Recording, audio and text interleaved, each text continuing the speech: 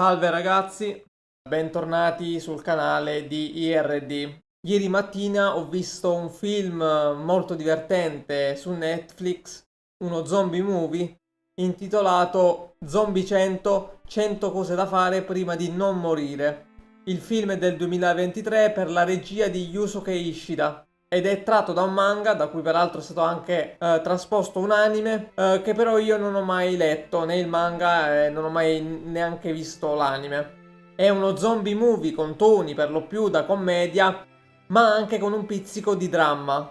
Il film si apre con questo ragazzo, Akira Tendo, interpretato da Eiji Akaso. Lui è eccitatissimo perché questo è il suo primo giorno di lavoro e quindi non vede l'ora di iniziare e si sta recando in azienda. È molto divertente che lui, quando esce di casa, saluta tutte le persone che incontra. Buongiorno, buongiorno, buongiorno. Sembra quasi uno di quei tizi, no? Che ha fatto quei training in cui ti insegnano a dire buongiorno in maniera molto energetica a chiunque incontri per riuscire a rapportarti meglio coi clienti. Arriva in azienda, insomma, fa le conoscenze, tutto bene, sembra tutto un sogno. Gli spiegano le sue mansioni, il presidente gli presenta il direttore, i colleghi e così via. Ed è divertente che Akira fa la classica riunione di bevute con i colleghi e quando stanno per andarsene dal locale, Akira è convinto che deve tornare a casa. Ma è qui che il direttore gli dice che in realtà deve tornare in azienda e continuare a lavorare. Quindi Akira si ritrova già il primo giorno che fa gli straordinari. Allora comincia a essere messo sotto, viene letteralmente schiavizzato dal direttore in questo ambiente tossico. Quindi si rende conto di trovarsi in una condizione di sfruttamento del lavoro. In Giappone si chiama Buraku Kigyo, che essenzialmente significa compagnie nere o black companies. Quindi il povero Akira oramai si sveglia, va al lavoro, torna, dorme, si sveglia, va al lavoro, non riesce neanche a pulire la sua stanza, che ormai è sottosopra. In pratica ormai è uno zombie. Che cosa succede? Akira si sta recando al lavoro come tutti i giorni e scopre che ci sono zombie dappertutto e quindi inizia a fuggire. Ma ovunque va si trova zombie davanti, zombie da dietro. E qui fa molto ridere anche perché questa è la scena d'apertura del film. Inizia a gridare Konomama Ja, Konomama Ja, che significa di questo passo, di questo passo. Io mi aspettavo che dicesse verrò morso, verrò ucciso. E invece dice Kaisha ni okore chimao, che vuol dire farò tardi al lavoro.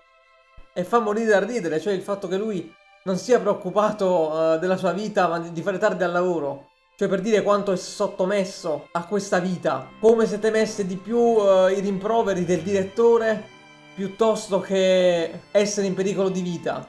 Ecco, a tal proposito io l'ho visto in originale anche perché non c'è purtroppo il doppiaggio italiano e l'ho guardato con i sottotitoli in lingua giapponese dato che studio la lingua e devo dire che il dialogato è abbastanza semplice in generale. Ecco, a proposito di questo, una curiosità, il titolo originale non è Zombie 100, 100 cose da fare prima di non morire, ma bensì Zon 100, 100 cose che voglio fare prima di diventare zombie. Una piccola differenza. Questa chiaramente è la traduzione letterale del titolo giapponese.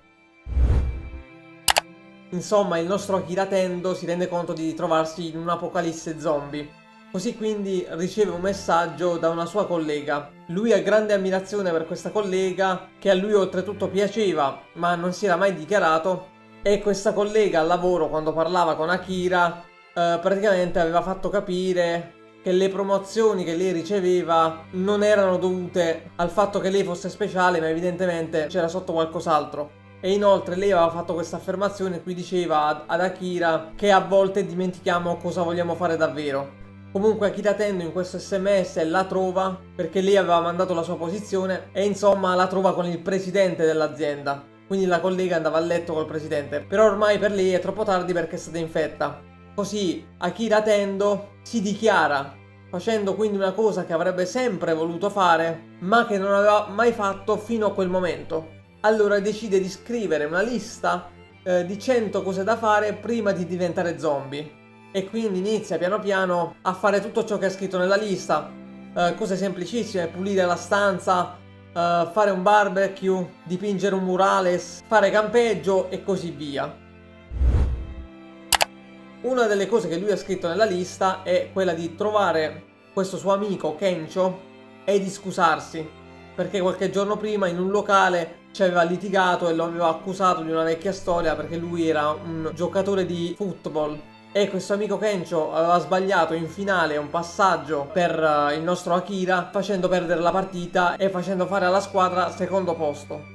Kenichi, detto Kencho, è interpretato da Shuntaro Yanagi, che era uno dei tizi che stava in Alice in Borderland e anche uno degli sgherri del quarto film di Kenshin Samurai Vagabondo, se non sbaglio uno degli sgherri di Enishi. Peraltro di Kenshin, manco a farlo apposta, ne ho parlato in un precedente video. Comunque sia, Akira Tendo va in soccorso anche di questo amico e questa a grandi linee è la trama di Zombie 100. Ovviamente l'apocalisse zombie è solo un pretesto per rimuovere tutte le differenze sociali e metterci tutti sullo stesso piano, poiché in un contesto del genere il ricco e il povero sono allo stesso livello. Insomma, è sempre il modello creato da George Romero con L'alba dei morti viventi, remakeizzato da Zack Snyder nel 2004. Peccato che fa cacare. Questo modello è stato usato innumerevoli volte, tra cui dal notissimo The Walking Dead, nello strepitoso fumetto ideato da Robert Kirkman, da cui è stata tratta la ancora più famosa serie televisiva, di cui una prima stagione altrettanto strepitosa e poi una seconda stagione di tutto rispetto e una terza modestina. Da lì un declino totale, che purtroppo ha rovinato l'immagine di questa serie che era partita alla stragrande e di cui io reputo la prima stagione una delle cose più belle nel panorama delle serie televisive americane. La prima stagione sempre. Di quello magari ci parlerò in un video un giorno, non lo so. Comunque torniamo a Zombie 100. Qui l'utilizzo dell'apocalisse zombie è ovviamente un pretesto per raccontare lo schiavismo sul lavoro, ma anche di come spesso siamo così oberati dal lavoro o dalle abitudini quotidiane che scordiamo di fare ciò che vogliamo davvero fare. A volte finiamo per vivere come degli zombie e non ce ne rendiamo conto. Ora vorrei fare una parte spoiler, quindi se non avete visto il film e non volete rovinarvelo, fermatevi qui e ci vediamo al prossimo video. Spoiler!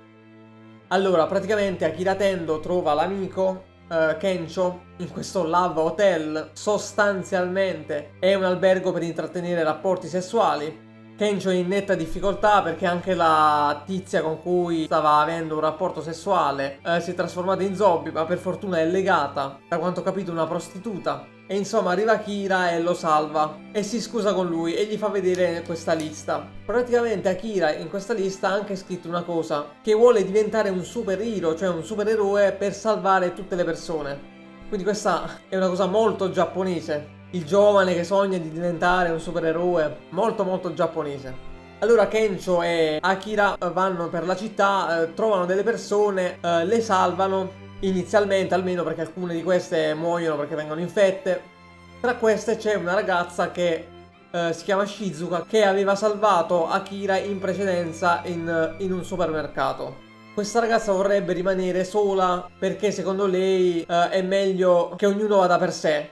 Però Akira e Kencho riescono a coinvolgerla nel loro viaggio in cui praticamente fanno le cose che vorrebbero fare prima di morire. Quindi anche Kencho e questa ragazza Shizuka si prestano al gioco e quindi vanno alle terme, fanno paracadutismo e tante altre cose viaggiando su questo camper. E quindi anche Shizuka inizia non solo a cambiare idea sul fatto di stare da sola, ma anche lei scopre il piacere di fare cose che non aveva mai fatto prima e che avrebbe sempre voluto fare. Così il viaggio continua e Akira aveva scritto sulla lista che praticamente per diventare un supereroe aveva bisogno di una muta per gli squali, cioè anti-morso di squali, e quindi si dirigono in questo acquario.